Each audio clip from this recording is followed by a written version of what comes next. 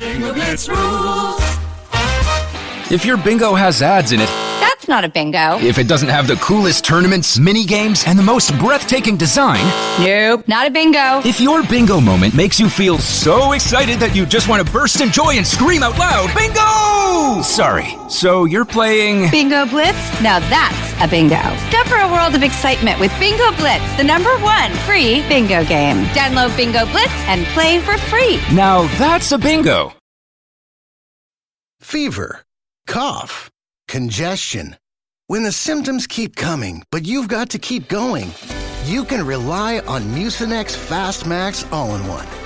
Just one dose of Mucinex Fast Max All-in-One relieves up to 9 cold and flu symptoms, helping you get on with your day. Need cold and flu relief? Get Mucinex Fast Max All-in-One and Done Relief.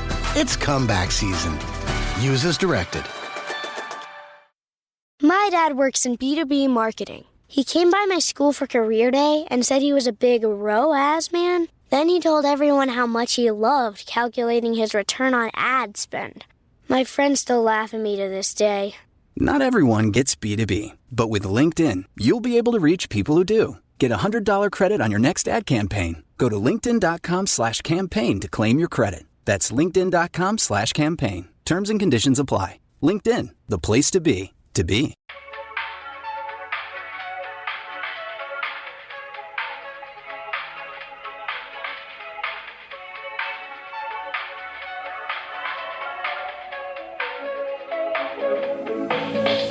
Hello, everybody. Were you harmonizing? Are you only talking when I was... Okay, Melissa, we so can't fucking do this because we are recording virtually and this is already what happens naturally. So you're fucking my brain up. And I just told you my Adderall has not kicked in. So you're about to make me short circuit. Did I take advantage of the situation? Yes. Do I regret it? No. Of course not. Welcome back to What Am I Wrong? And yes, you heard it. We are recording virtually. Not that we owe you an explanation, but if you notice anything a little bit different vocally, not the beginning part, because that was intentional on Melissa's part, but if it's an unintentional sort of lag, I don't think we're lagging at all today. No, though. we're not lagging. We're not. Knock on wood. We're good. That's why I could match you exactly. But we're recording virtually because LA's weather, it sounds ironic as I say this, not that you all can see, because if you're watching on Patreon, you just see our faces. The sky is bright blue, clear, It's gorgeous. so bright outside. It's like when I'm saying like, oh, LA, what there's it's been a shit show. It sounds like I'm lying. We're not. This is the only fucking day in the last I think in total over the week, we almost had almost 10 inches in rain. Yeah, but it's going to, at 6 p.m., it's going to start raining again. So, yeah. So we have had, I thankfully, again, knock on wood, have been dealing with, not dealing with the power outages, but Melissa has. And so it's easier to kind of pick up and do these things if her power went out when we're doing them virtually, because once the sun goes down, your girl cannot be driving a car. And that's even a little bit earlier when it's raining, because if you have astigmatism and you see those little halos, you know what happens when the road is wet and it's raining. And then you have zero depth perception with the headlights. And you're I feel like a child who's stolen their parents' car and is driving. And it's I shouldn't be allowed to drive. yeah. So that is why we're recording virtually. So for all y'all wondering what this show is, But Am I Wrong is a podcast where two people who have never been wrong come together to solve life's problems, where we ask, but am I wrong? But are you wrong? But are they wrong? And then we come together for a solution. That felt like you were doing ADR and you're give me some options. And then the best part of the show that Meghan likes to say is the best part of the show is that y'all all get to vote. So then Meghan makes these cool graphics and they go up on Friday or Saturday or Sunday or maybe Monday, depending on if Melissa remembers to send the thing. And then y'all get to vote. And if you want to listen to like what the results are, tune in tomorrow. Well, actually, tune in next Friday because that's when they'll be on a little show we like to call Fisting Friday. Great intro, Melissa. It's Thank absolutely you. fantastic.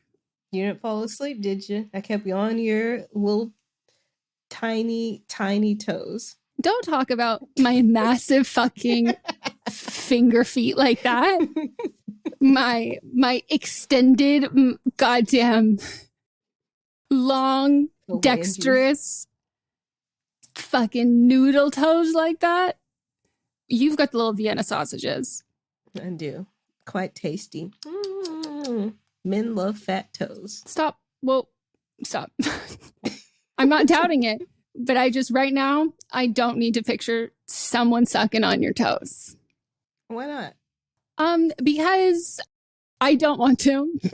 No is a full sentence. You didn't say no as any part of that statement. Okay, no. Can I just say, my makeup looks so good today. Well, it's blurry on my end, so no clue. Well, you should know that it looks really good. If you want to see how cute I look, you should go check out the video on Patreon. You can see our facial expressions, how we react to things. We do pull a lot of great faces. Oh my God, Melissa, put your tits back in your top. Oh, the whole coochie? Wow, I can't. You're so flexible. Wow, everyone, you're gonna want to see what just happened. Lissa, that's what they call me. For someone who hates icebreakers, you're really starting off. I only like things that I can control. And with icebreakers, you can't really control it. It's up to the person that starts it. Oh, wow. Did you really just unpack the reason why I also hate icebreakers? I thought you already knew that. Okay. So my hot take is that jobs should have maintenance/admin days. And I want to give a fatty disclaimer that I am not pro-capitalism, pro-hustle work culture at all. And this is my realistic attempt of making the system work better. And I should also state that I have not worked a normal job. Some might say ever.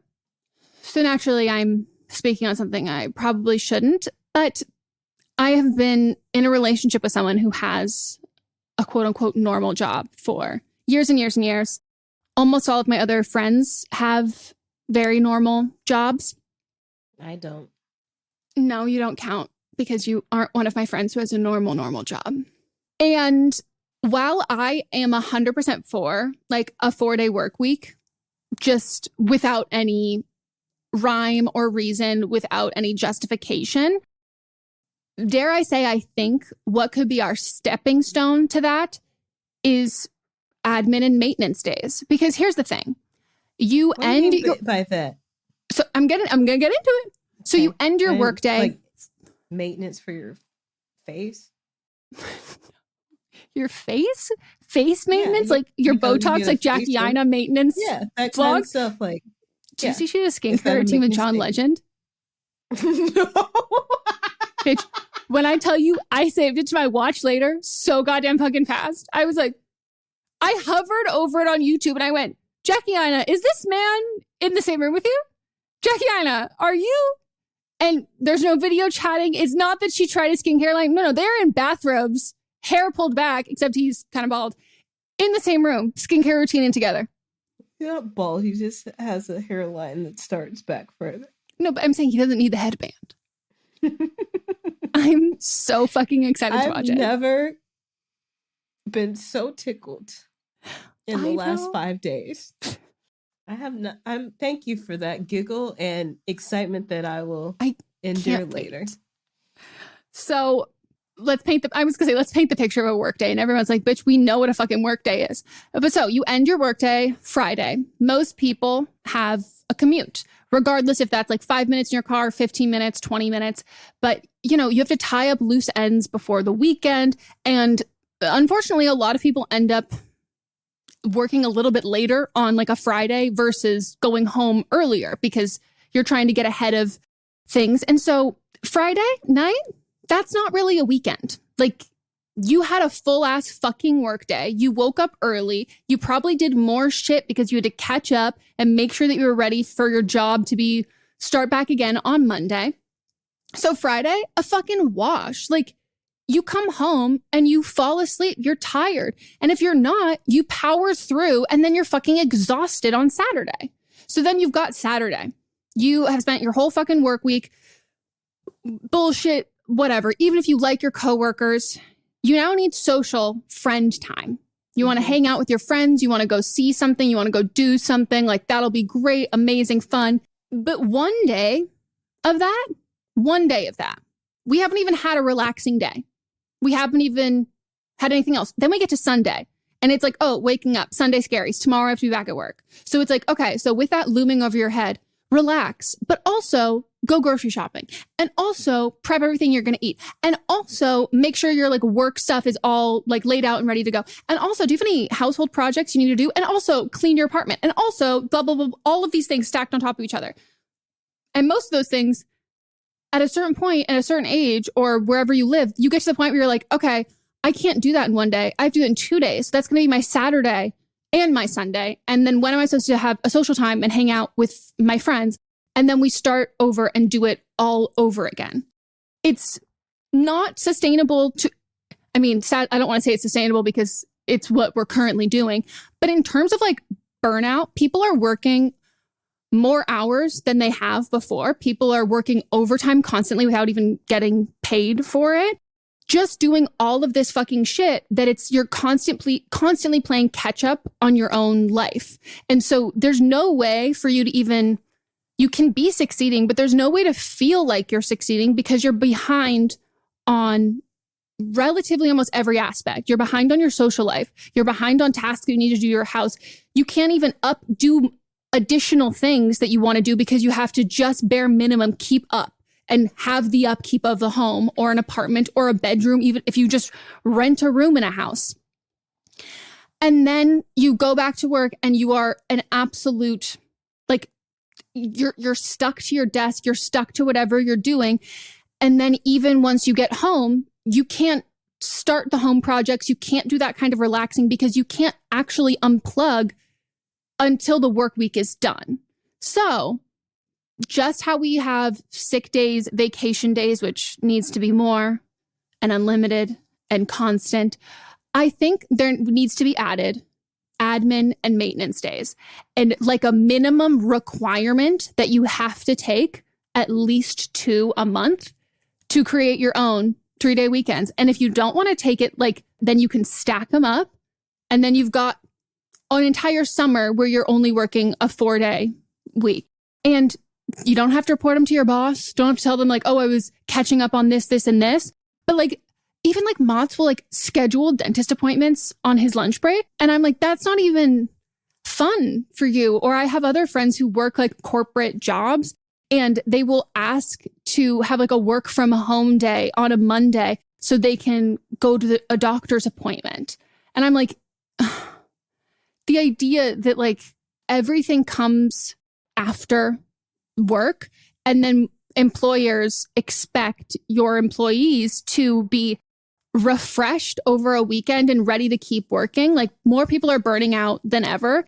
And while I personally am a firm believer in the 4-day work week and I'm also into everybody just gets paid for existing. And, you don't have to constantly give your life to capitalism to live. This, to me, if anybody has an ability to implement this, I think it would be great because I also think that naming things for what their use is for is a lot more helpful because psychologically, and this is a full blown, like just in my mind, there was something really negative about sick days and absences when you were a kid. So for me, like I almost couldn't graduate middle school and high school, but it was definitely high school because I had so many like sick days and it would be like a star of achievements. Like, oh yeah, no, I've never been sick. Like I've never had any absences. And then you have all these adults like Mats has never taken a sick day at his job. Like he just hasn't. And that is, we then start to equate, oh, you haven't taken a sick day and that's gold star, like great job.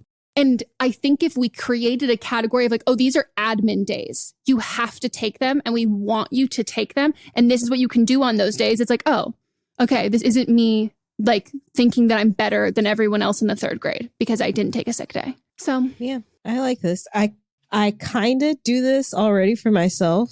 I have my weeks, even though I don't have like a typical 9-to-5 job, my days are I schedule out my days a week in advance. And so I have some weeks that are heavier than other weeks. And on my lighter weeks, they're more so focused on writing. And then I take what you're calling a maintenance day in the middle of the week. So I'll either do it on a Wednesday or Thursday, depending on how my schedule stacks out. So I agree with you. And I also like for the people that work for me, they can work whenever they want. They just have to meet their deadline. So I don't even care. Like you can be out all day as long as you meet your deadline. Cool. Care less. Yeah. Everybody works better like that. Like, and even if it's a matter of like, oh, you want people to come into an office, unless someone is like, I work better in an office environment, then you shouldn't be working in an office because that social aspect of it, there's only a certain kind of personality and a certain job requirements and like asks and what your deliverables are, where being in person, working with other people will produce your work at a more efficient and like better pace and like at a higher quality. But for most people, other people just fucking slow you down. Yeah, I mean, I'd be at some job before I was working for myself. I did work in more like office types jobs. And I remember one job, like in my evaluation, they were like, you know, you're doing well, like everything's going good, but we just feel like we don't know you. And I was like, if I'm doing my work, that's what I'm here to get paid for. I'm not here to talk to y'all. Yeah. There's nothing relaxing or like fun about grocery shopping, like meal planning, all of that, when it's like part of the monotony and mundane and repetitive nature of just like, oh, my life, I'm on a giant fucking hamster wheel. Mm-hmm. I feel for people who live their lives solo. And so all of the maintenance, home and apartment things fall on one person. But I also really feel for couples and groups of people who live together where both of them or all of them have those kinds of jobs. Like I already feel like we're behind on so much shit, like trying to like upkeep things. And we're lucky enough that I work from home and he's the one who has to always remind me that like, just because I'm working from home doesn't mean that like should be like cleaning. He's like, that's not your job. Like the amount of hours I'm working at the office or the amount of hours, like I never expect to come home to have you treated this day like a home care maintenance day. And he's like, and if you did, I hope you filmed it for content. And I'm like, thank you. I will. And then that makes it work. Yeah. That's my hot take. You're not wrong. Thanks. So I have a hot take. And this is for people that believe in God. Uh-oh. I'm ready to be offended. God is a cis man. I can't even gauge how hot of a take this is. Like, I don't know. I'm just like, no, listen. Okay. We had, Ariana Grande had that song, God is a Woman. And cool. Some people like to say she instead of he. But I'm sorry. If God was a woman, she wouldn't have made periods as painful as they are. I understand why they're in place, but why? I hate periods. I hate how I feel. I felt like shit for the last week and my period didn't even start yet. I have a stuffy nose. I sneeze. What the fuck? Like, why is my PMS? So this is a hot take / rant. Why is my PMS so weird? Why is everybody's PMS so different? Why is everybody's cycle so different? Why is everybody different post? Like, I hate periods. And I will stand on this. Why do they have to be painful? Why do they have to make a mess? Why do they smell like copper? Why are there so many different fucking products?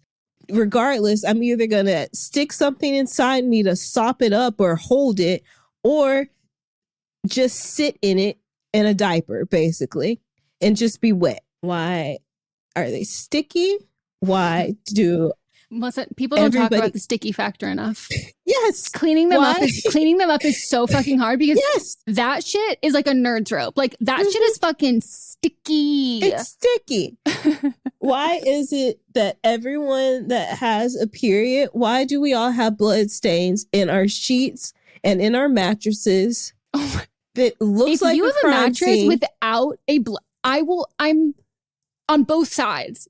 Like you flip your mattress and there is not one blood stain on there. Like that's when I first started. I wouldn't say like first started, but probably when I first gotten like my contamination issues that I have. When my period, you're trying to date them? I would get Dryl. And I don't know if y'all even remember Dryl. I don't even know if Dryl still exists. You could put like get your dry cleaning and it would be like this solution, which is basically like peroxide or whatever. But it would like, or like a Tide pen, but it would like magically like erase stuff on like stains and stuff. And then you would put it in this bag and then with this little damp cloth that it came with, and you'd like essentially then throw it in the dryer and then it like cleans up. But then I realized that little cleaning stick works well on mattresses with blood. And I would be sitting there getting it out. So when I was younger and I cared a little bit more about what other people may see, then I would do it. But now I'm like, everybody has seen this. And then I start thinking about how many hotel mattresses look like that. And so I will never lift a hotel mattress again because I did one time. Awful. I've definitely bled in a hotel mattress. So yeah. Yeah. Who hasn't? What else about periods? The bloating, the gas, the acne. The fruity farts. Not just fruity. Let's say you are like wearing a pad and then it gets a little juicy. Like the bubbles creates a little juice in there. And then it's like a bubble, like an actual little bubble. No, and then it creates a bloody, it's like a queef that wasn't there naturally. It goes, we just took the air from this blood bubble, put it back in your body, and now queef it out. Have a wet queef it out. Yes. And you're like, I hope this doesn't spill. If you're wearing a pad, it just kind of just like, if you're lying down, it just kind of just like rolls like a little tickle. Feels like a little tickle. And not in the good way. Not in the way that I want a tear to roll down my thigh. You know what I mean? Melissa, I have a distinct memory. First of all, it's happened so many times. I have a distinct memory where Mats and I were dating and I was like talking to him and he was like, oh, babe. And I was like, what? There's blood running down. I have like a pad on. I've got a tampon in. Like I'm secure. And there's just blood running down my leg. And we look and I have tracked it across the entire house. And he cleaned like the whole thing while I went to get in the shower to clean myself. But like all the time, right? Constantly? No. But here's what I will say. As someone who knows absolutely nothing about, well, I don't know anything about much religions, but definitely not Christianity. That's the whole lore. I'm learning every day. Lore. So God is not a woman because of the creating periods. But then also, I got to say, the credit for whoever created birth control, but more specifically, whoever implemented and said, you can take your birth control constantly to stop getting your period. That's the one that I'm like, thank you. Thank you. Thank you. If you're going to give us this that we have to deal with all the goddamn fucking time, thank you, medical teams. We've already talked about it before. Then I'm going to get started on how different birth controls affects everybody differently. And you got to try a whole bunch of them before you figure out what works for you. And even then, the side effects can at sometimes not be great. Yeah, but because everyone's periods are so different too, and the desire to further any sort of research into things that affect people with uteruses and people who menstruate, no real progress is being made with that. And so like, it's just bullshit. The fact that I couldn't breathe all week with allergies and my period, and then having a sore throat, me freaking out like, did I get COVID? I took like 5 tests. They're like, all just lined up right here. So I was like, we're getting marginally better at remembering that we have period flu. No, but it was like my throat was like raw. Oh, like it was different raw, than like your normal. It was different than normal. The combo of my throat being raw, having a low-grade fever, not being able to breathe, sneezing. It was just all bad. And like, why can't it just all be, if we all have to go through it, why can't it just be blood coming out? And that's it, with nothing else happening. That like the ovulation is happening. Why can't that just be it?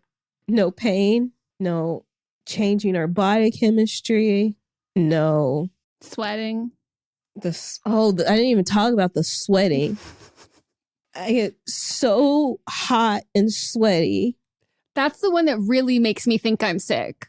And it's a different kind of sweat too. Like it doesn't smell the same. It's just a different kind of sweat.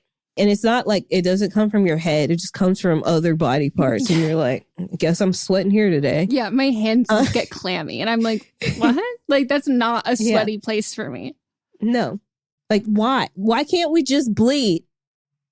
Yeah. I mean, there's like whole people like who now do diets around different phases in your cycle, along with like exercising and all of that shit. And I do think that there's so many things that if like modern medicine could have the funding for and to care about a little bit more, we would prevent a lot of fucking faux wellness, pseudoscience bullshit, which happens a lot specifically for PMS and like other things involving like periods and reproductive shit. But like, it's just fucked.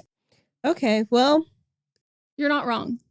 As the number one period hater, you're never going to be wrong about it. Now it's time for a break.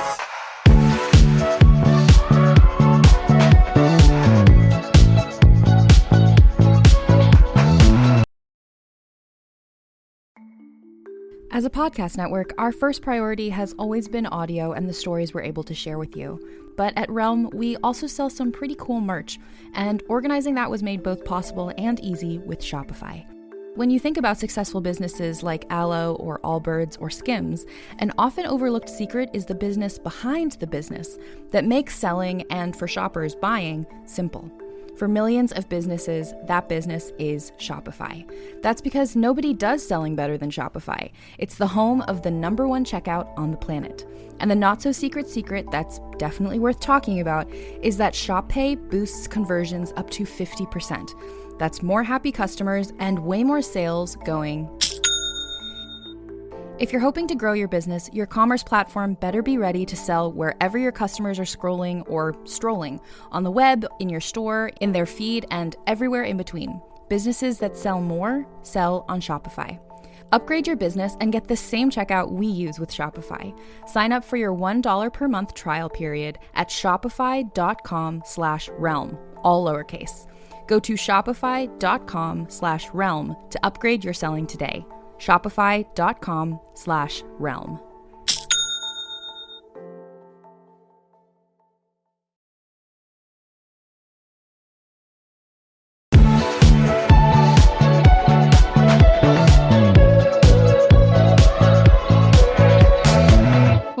We're back.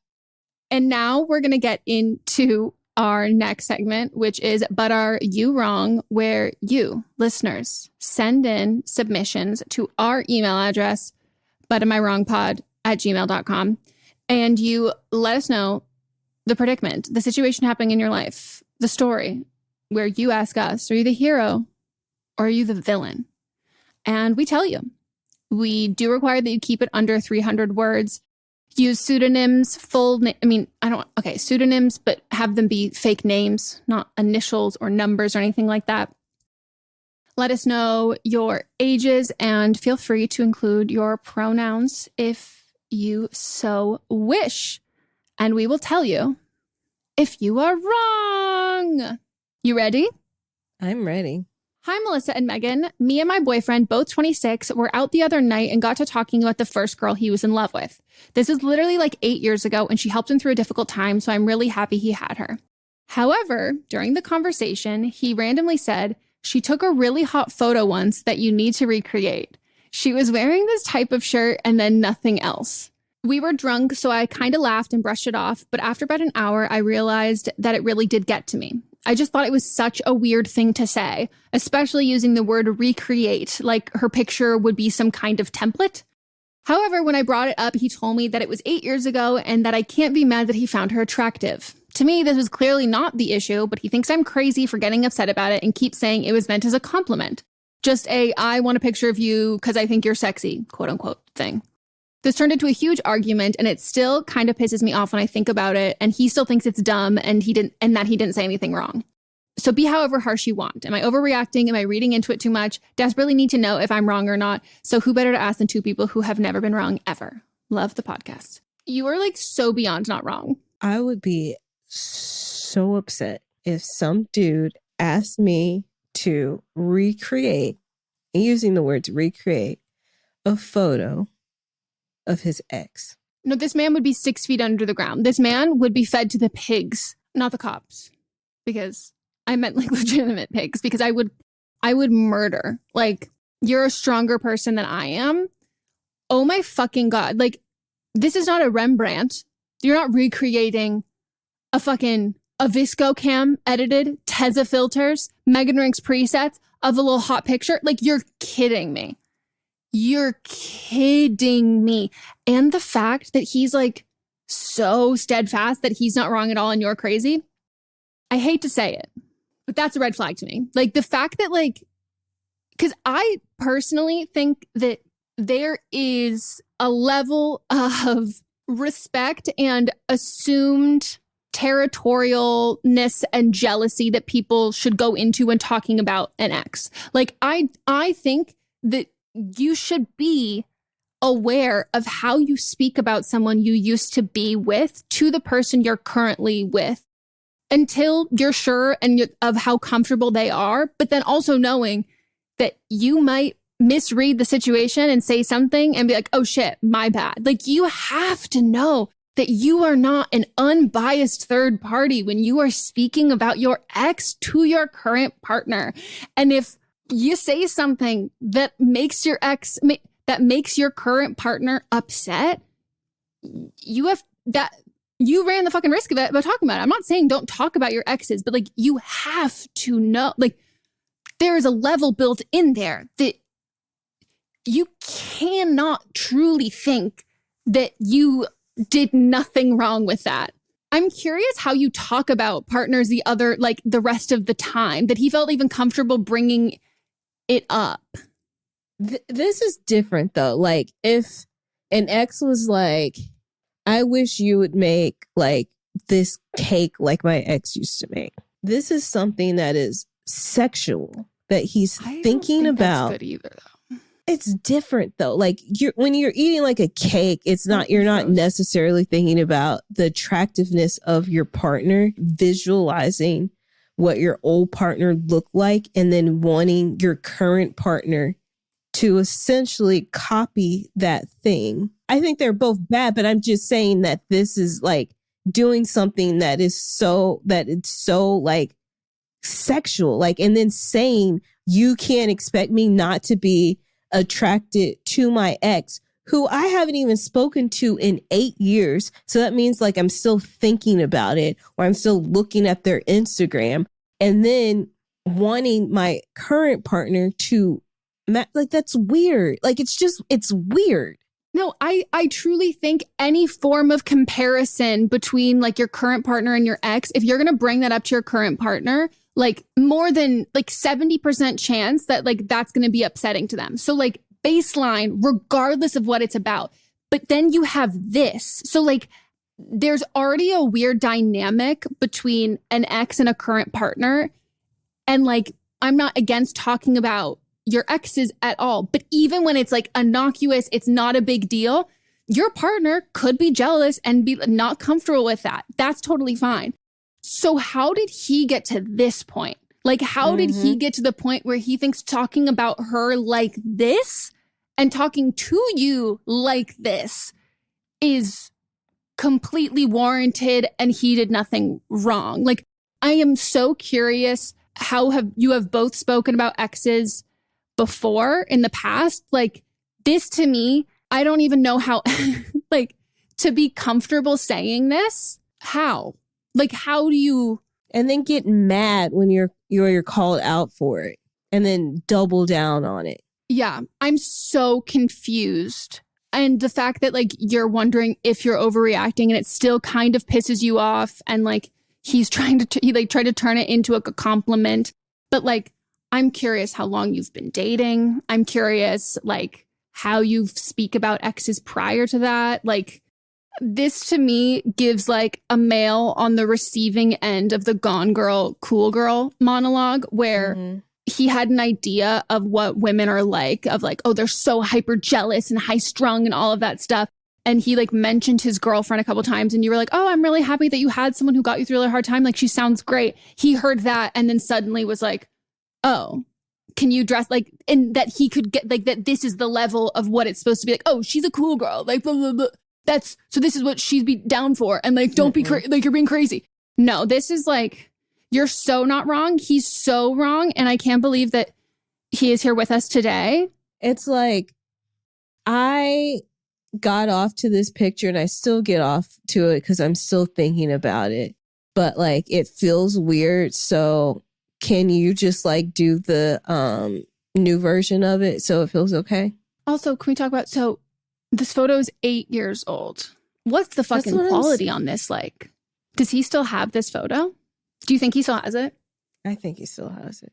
Like, I don't even know without probing and asking Mott's and being like reassuring that he would even feel comfortable telling me about like a costume from someone wearing a movie, like something that to dress up as, because he like wouldn't, you know, like it's just there's a level of like, I don't want to look at women as you are there to fulfill my sexual fantasies. And that's exactly what other women do. So like you are interchangeable with other women in how I see fit and what's the most attractive to me. Like even like, again, like fictional characters, movies, like all of that shit. And he's willing to do that with an ex. Some free unsolicited advice, abandon ship. Let him jack off to a picture that's 8 years old. All right. Number 2. Hi, Meghan and Melissa. I, 25, am graduating from college this spring, and the majority of my family is coming into town for it. Both my grandparents passed within the last year, and we are having their headstone unveiling ceremony a few days before my graduation, since everyone will be traveling to the area already. My sister, Robin, has been dating her boyfriend, Ted, for 3 months, and they're very attached. He's already trying to move in since he lives 2 hours away from her. Robin had told Ted about my graduation and this intimate family event, and he assumed he was invited. Robin thinks that Ted should automatically be invited and doesn't get why he doesn't. No one in my family, including myself, has met Ted, except for our mom, who met him briefly very recently. I don't think it's appropriate for Ted to be introduced to the family for the first time at an event like the unveiling, nor my graduation, which is a time to celebrate my accomplishment. Knowing my family, if he comes, the focus will be on their relationship and everyone trying to get to know Ted. I've discussed the topic of Ted coming to these events with other members of my family who agree that he should not be included. My mom, on the other hand, said that I'm being a bitch for saying I don't want him to come and that he's part of Robin's life, so I should just get used to it. I usually don't love being the center of attention, but I think I should be allowed to have this one thing and decide who I get to celebrate it with. Am I wrong for not wanting Ted to come? Love you both and the pods. I think when you're having any type of event, especially if it's your own event, then there should be an invitation list. And if a +1 is not included on the invitation, then there is no +1. You get to have a say in who you want at your graduation, who you want at your party. And then 2, the family gets a say in who they want at this unveiling. And if the majority do not want him there, then he should not be there. I don't think you're wrong. Yeah, I don't think you're wrong either. I mean, I have to say, when you are the grad The Graduate, like, you truly hold so much goddamn fucking power. Like, you've got those tickets. You're the one in contact with your university. Like, you have that power. Some universities, if they're big enough, depending on where they're holding it, anybody can just come to the graduation. Like at my graduation, you didn't have to have a ticket. Oh. Well, if you have tickets, then it's like, truly, no matter what anyone else says, like, you don't give them a ticket. Like, it is what it is. I will say there's only so much we can do to like craft and preserve these like big life moments with like the quote unquote right people. Because even everyone who you think is the right person, like, you might have zero relationship with them in a couple of years. So it's about like enjoying the actual day of it. And there's also the aspect of like, okay, well, you weighing the pros and cons of like, is my sister going to be more insufferable if he's not there than having him be there? But I think for something that you call the shots, not at all. And I agree with Melissa. Like, if not everybody wants him there, it should be a family vote. Mm-hmm. And truthfully, I don't advocate ever for talking about these things in front of a person, but anyone of sound mind, body, and someone who is a green flag, the second that they pick up on the fact that they're unwanted at a close, intimate family event, that they're going to want to run the opposite direction. But if someone's like, no, I'm going to sink my teeth and no one wants me here, but I want to be here, that's a big ass fucking red flag. Who wants to go to this voluntarily when this is not your family? I also can't even fucking imagine going to like a graduation. Like, I don't even want to do that of someone I'm not close to. Like, but they've been dating for 3 months, like 3 months, and he already wants to move in. Like, this dude just seems like a lot.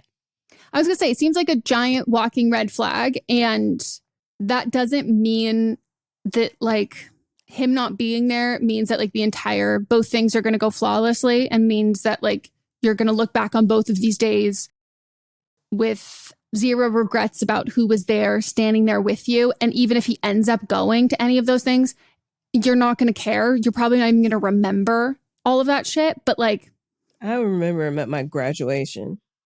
That's what I mean, though. But I'm like, he doesn't have the ability to ruin it because like he's just literally there. But if he doesn't have to be there, then he shouldn't be there.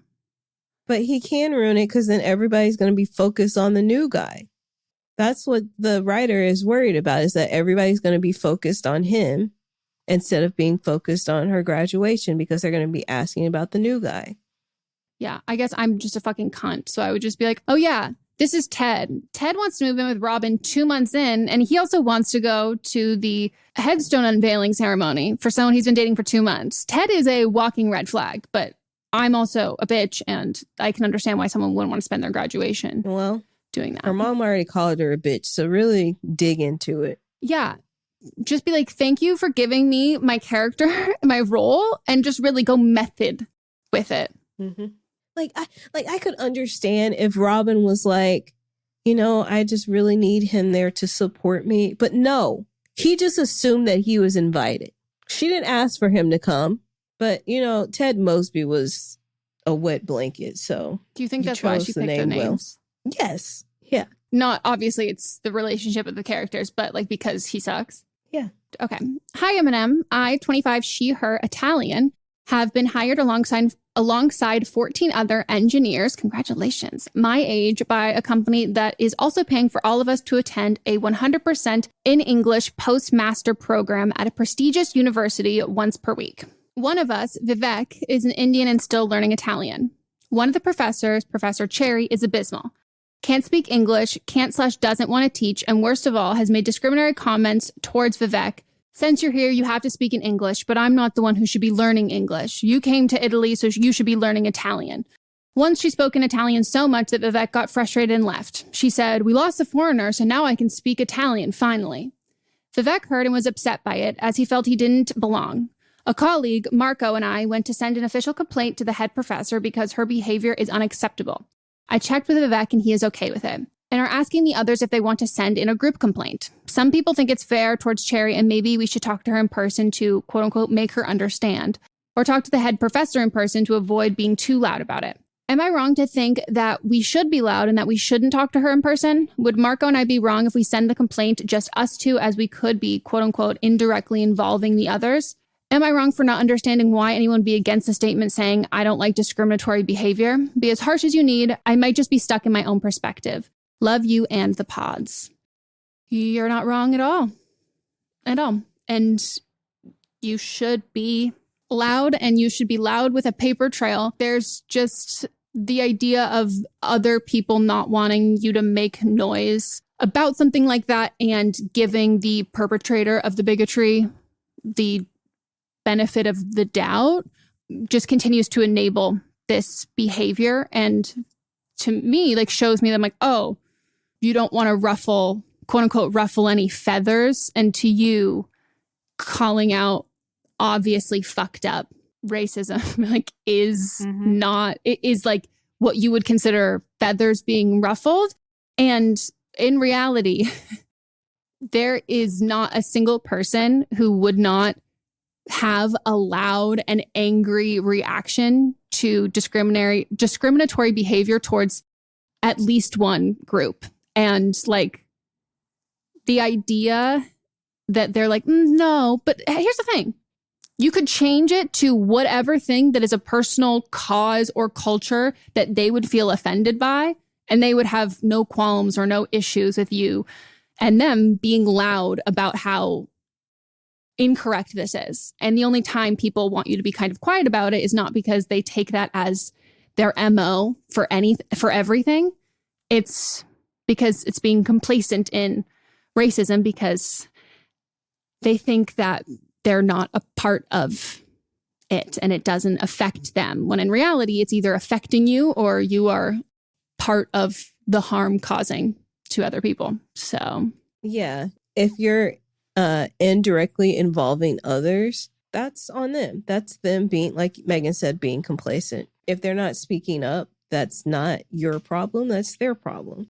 And you and Marco going and talking to or sending a letter, like, I think that's the right thing to do because you're putting it in writing. You're letting know that you don't stand for this and you're standing up for your workmate, which is the right thing to do. You're right. You're right. You're doing the good thing. Yeah. Agree. You're not wrong. And the final one. Am I wrong for asking my boyfriend not to go out with our friends without me? Hello, Meghan and Melisa. I am a 24 female and my boyfriend is a 24 male. My boyfriend is soon to be home from his first deployment, and it turns out he is getting back the day I leave for my annual birthday trip to go celebrate with my family. It's a 3-day trip. As a response to me saying that he couldn't go out with our friends without me, he said that's selfish of me. I responded to that's not how I wanted to word it, but it was more of a, if he could wait for me to get back home from seeing my family to go on his big outing so I can be there to share his joy. And if he gets too drunk, I would be there to look out after him. A little background.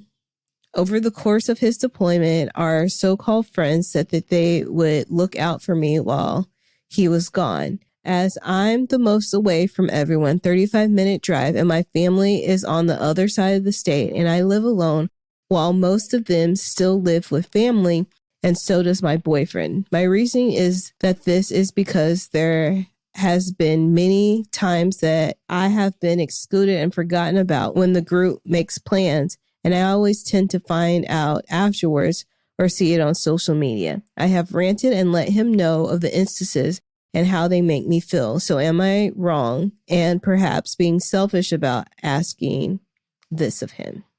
I personally think that you're wrong because he's been gone all this time and I know you're celebrating your birthday, but why does it have to be on the day that he's coming back?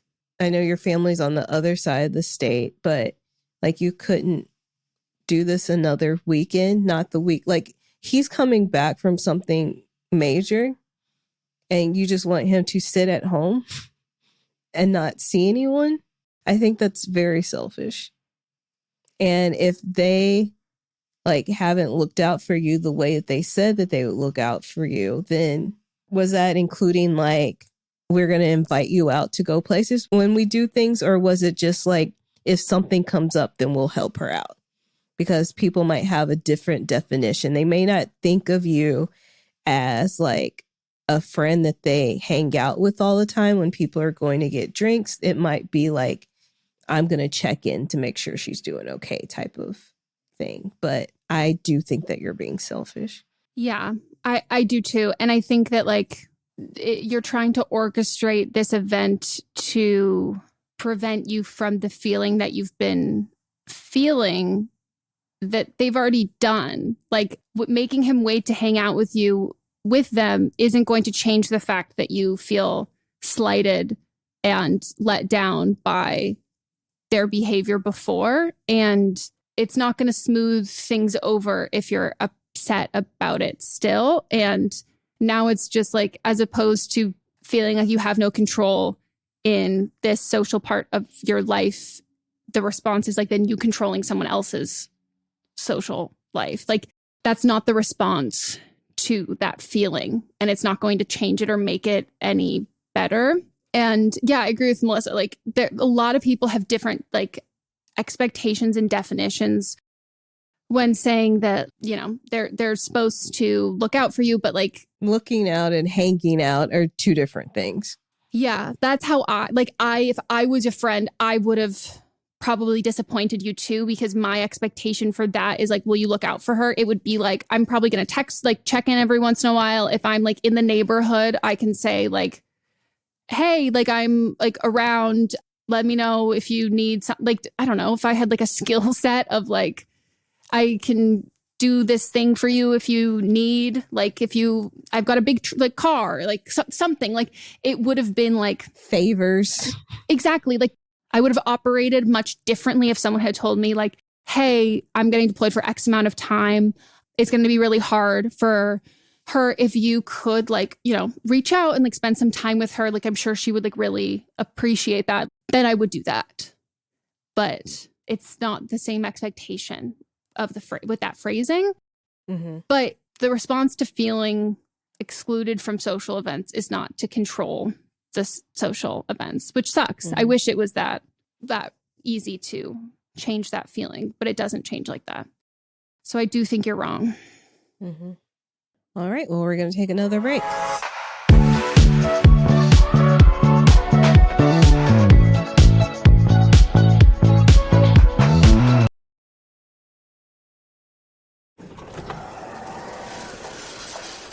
Hi, and welcome to IKEA. How can I help? Oh, my schedule is crazy. I just want some me time. Maybe it's time to embrace the joy of staying in. With comfortable beds, pillow and decor, mood lighting, and so much more, you can turn your bedroom into the place to be. Oh, sounds like a dream. We've got you. Visit us in-store or at ikea-usa.com/sleep to create your dream bedroom today.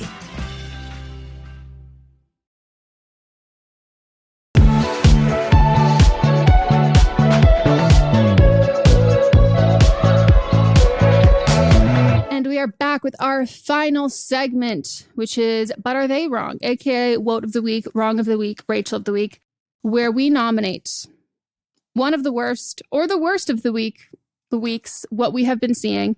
It can be anything from influencers, celebrities, pop culture, politics, anything under the sun. No one is safe from of the cone of shame, the podcast of shame, the virtual tomatoes being thrown at you. Mm-hmm. So I want to give a massive, massive disclaimer for transphobia. And I do want to I don't even know if saying an apology is right. Melissa and I have talked about this off camera. There's a specific thing that I'll get into. The brutal murder of Brianna Gay is something that I've wanted to talk about on this, but I don't like my emotional reaction to it. And I can't get through talking about it without getting emotional. And it's not my community to center my own feelings and my own tears in. And by the nature of a podcast, we're centering our voices. And for something that I can't emotionally speak about in a way that I don't think makes it even more about me is not productive.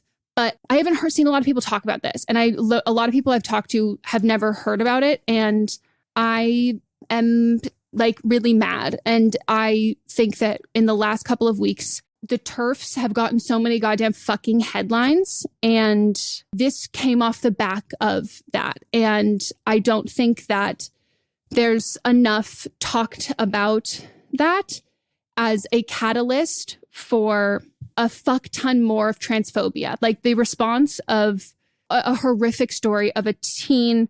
And I would advise anyone just know that before reading an article, I'm not going to get into the details of Brianna's. It's really, really, really, really graphic and really horrible. So please know if you're going to read it or look into it, what that kind of content is. But the fact that she was a trans teenager who was beaten to death, murdered by classmates who were like 16 years old. And that has incited the TERFs to come out louder than fucking before off the backs of a teenager's brutal murder to be as justification of being even more transphobic.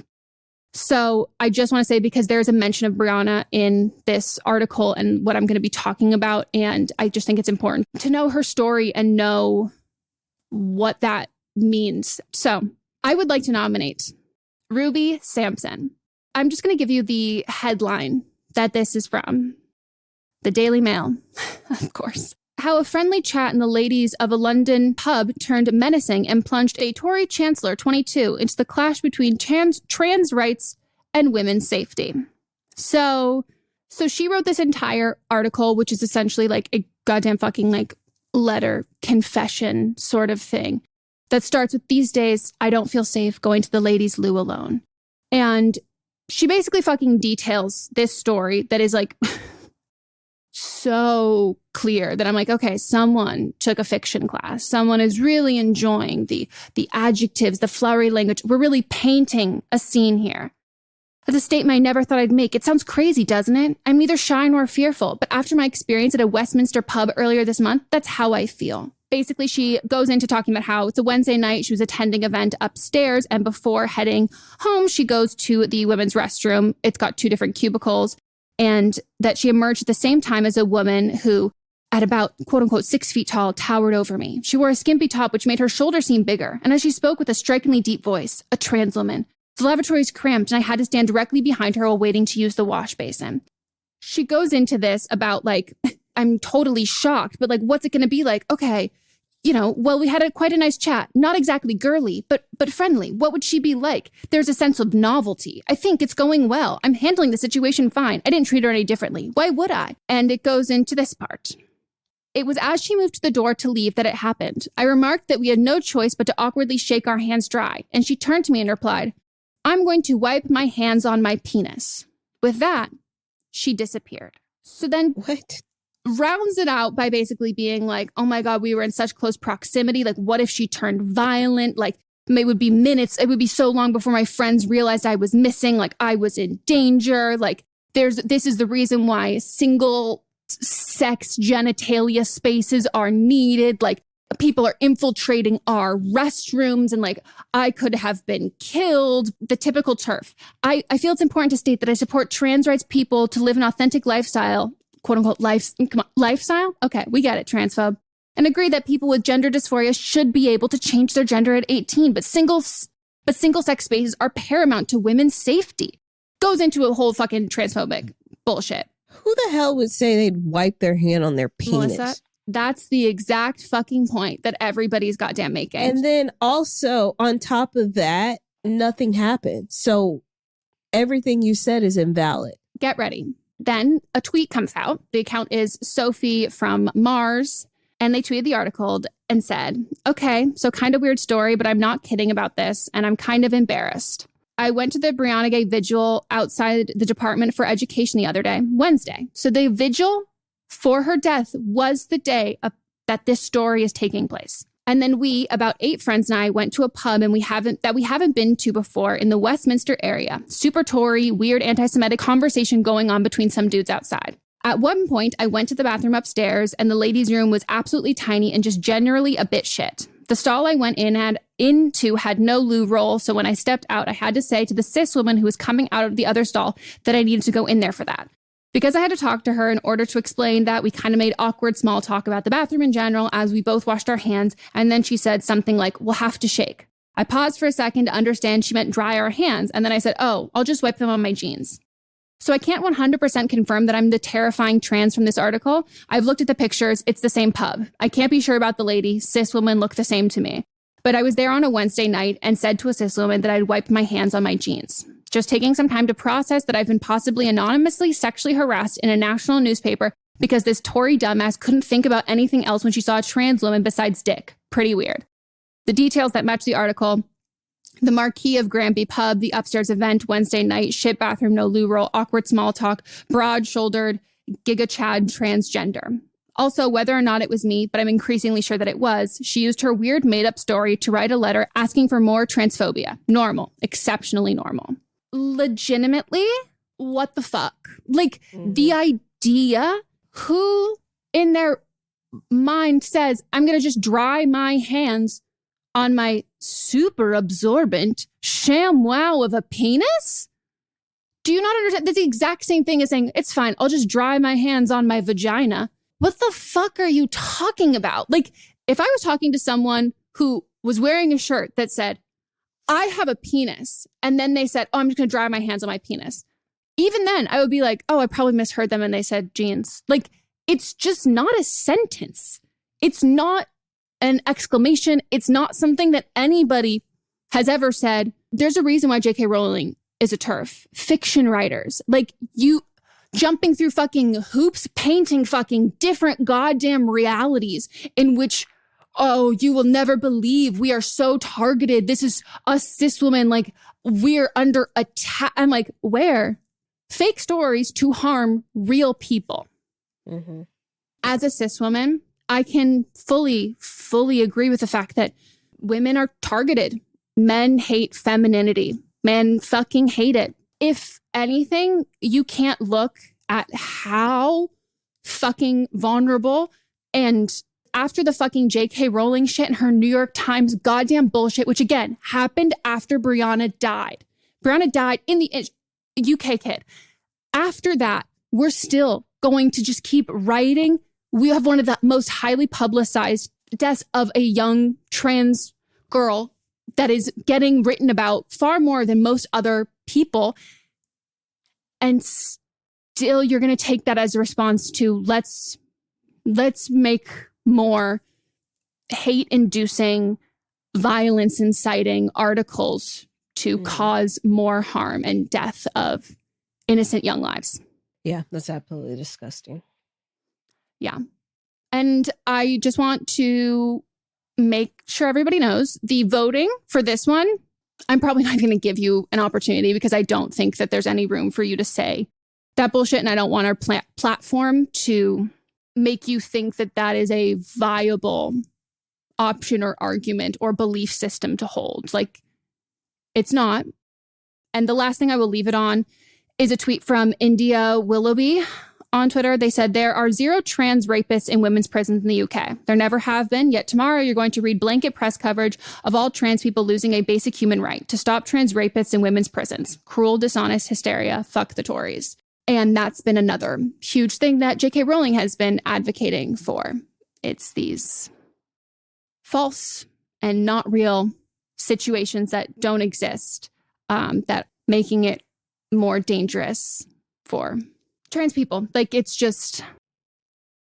fucked. And it makes me mad. Yeah.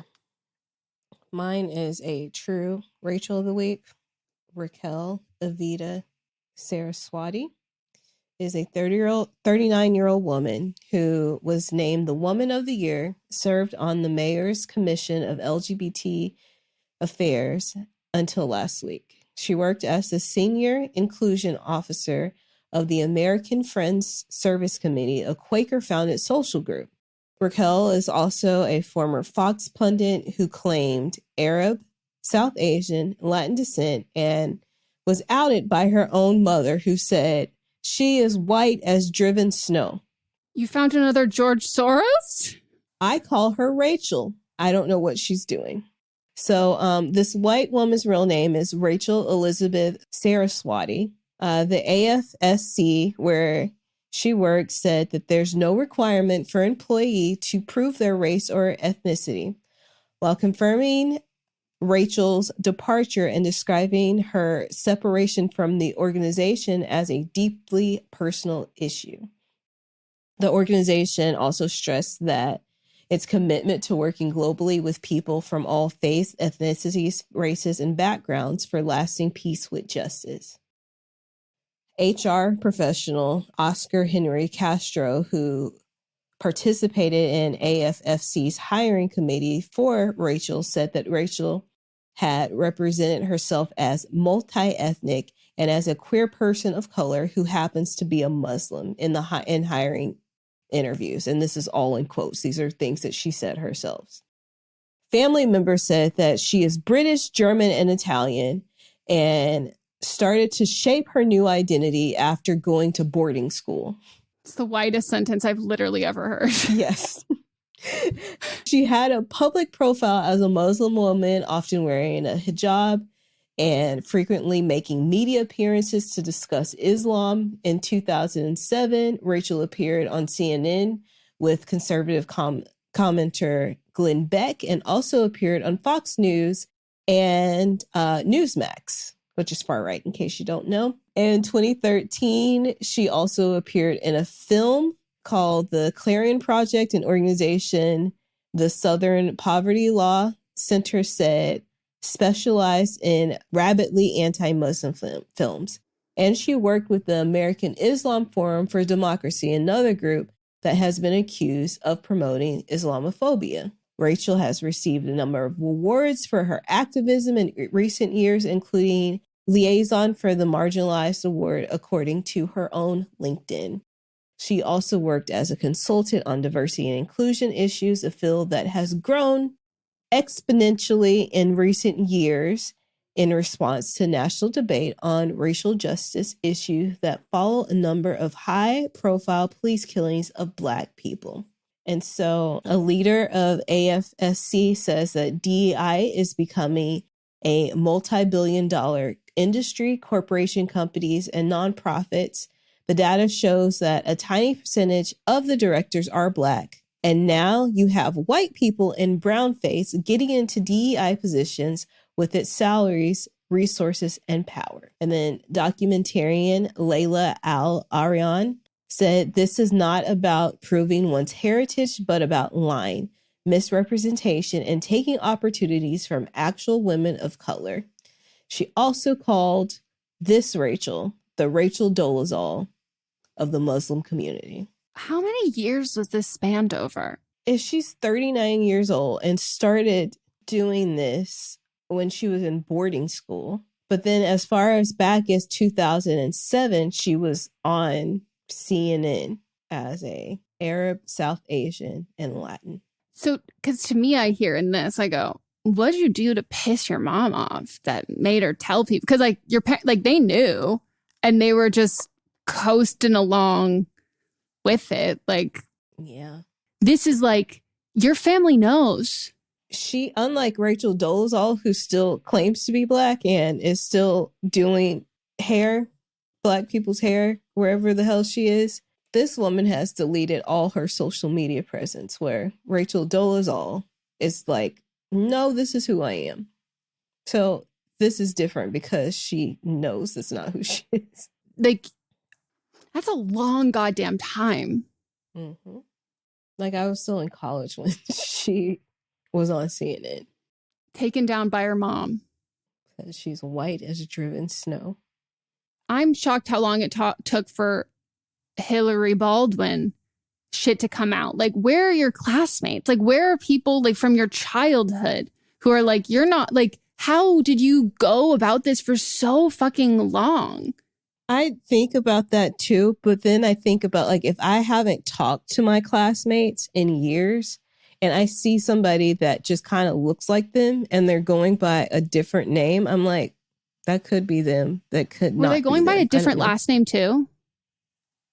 I mean, when they weren't in the limelight until they married, what's his name? So nobody knew until okay, that makes more sense. Somebody figured it out. No, that makes more sense. Because in my mind, I'm like, oh yeah, marriage, you know, but if they weren't publicly facing until they had their married name, then yeah, you're right. I probably would be like, this kind of looks like this person, but not so much. And they've got a new accent. They have a different name. But it did like eventually, like one classmate started looking up, and that's how it became public. They found her. I think she was also at boarding school. What's happening at these boarding schools? Dude, a lot. Rachel Dolezal, she spray tanned, did she? She still does. Like, Rachel Dolezal has not. No, she's not. She's not eased it out of it at all. She's a lifer.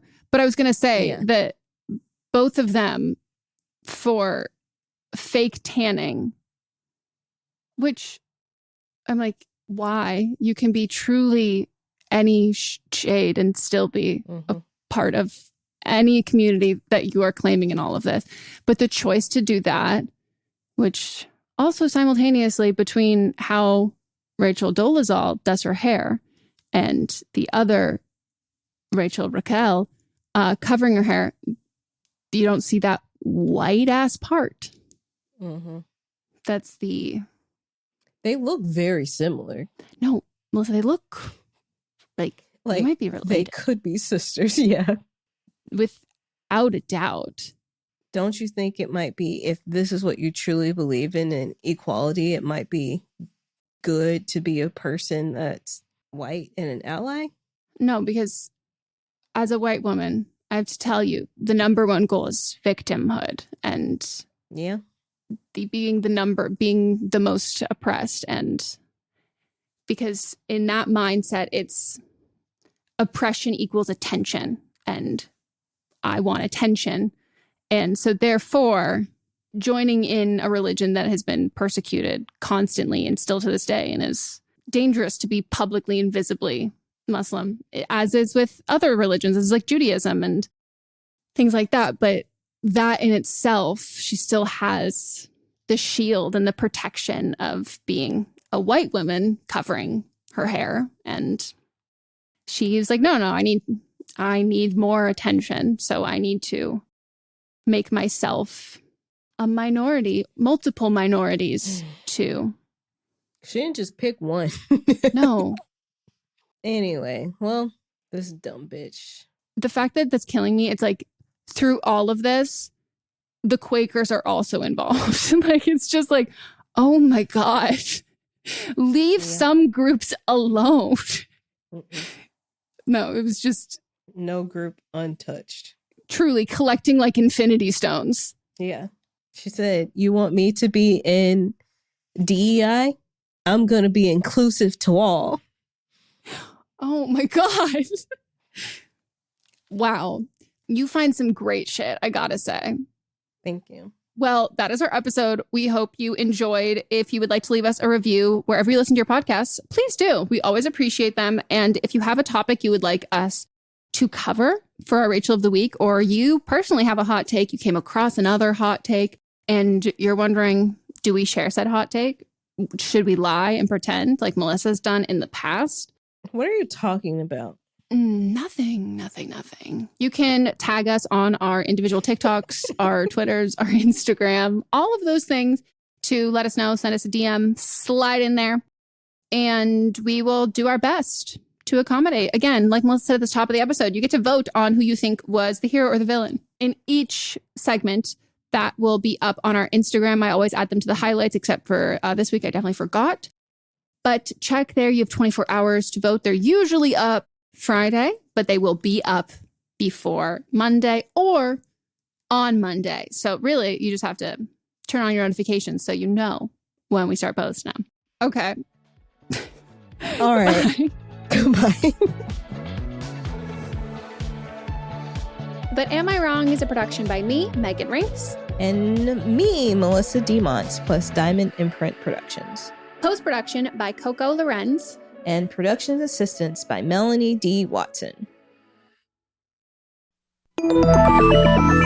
With something like 5 million podcasts, finding a really good one can take a ton of time. So let me recommend one. It's called Something You Should Know. I'm the host, Mike Carruthers, and in each episode, we discuss topics that can be really helpful, like how to read people better, the psychology of crowds, or fun things like the story of Legos, or why you probably wouldn't be here if it weren't for horses.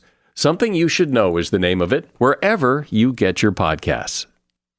What's up, everyone? It's Noah Daniels. Hey, y'all. I'm JJ. Hey, guys. It's Kat.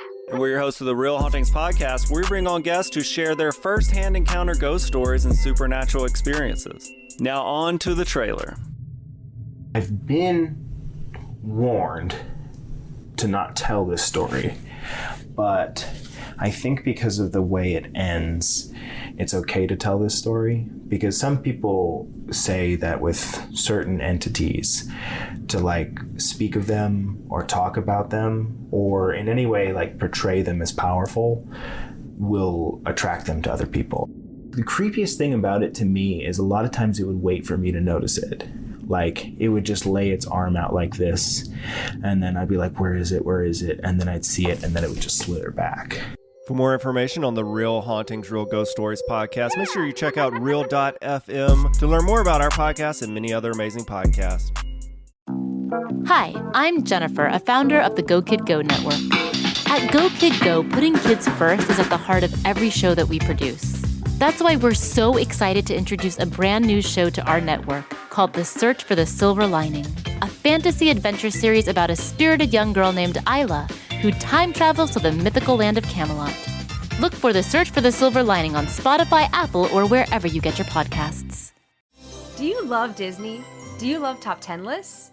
Then you are going to love our hit podcast, Disney Countdown. I'm Megan, the Magical Millennial. And I'm the Dapper Danielle. On every episode of our fun and family-friendly show, we count down our top 10 lists of all things Disney. The parks, the movies, the music, the food, the lore. There is nothing we don't cover on our show. We are famous for rabbit holes, Disney-themed games, and fun facts you didn't know you needed. I had Danielle and Meghan record some answers to seemingly meaningless questions. I asked Danielle what insect song is typically higher pitched in hotter temperatures and lower pitched in cooler temperatures. You got this. No, I didn't. Don't believe that.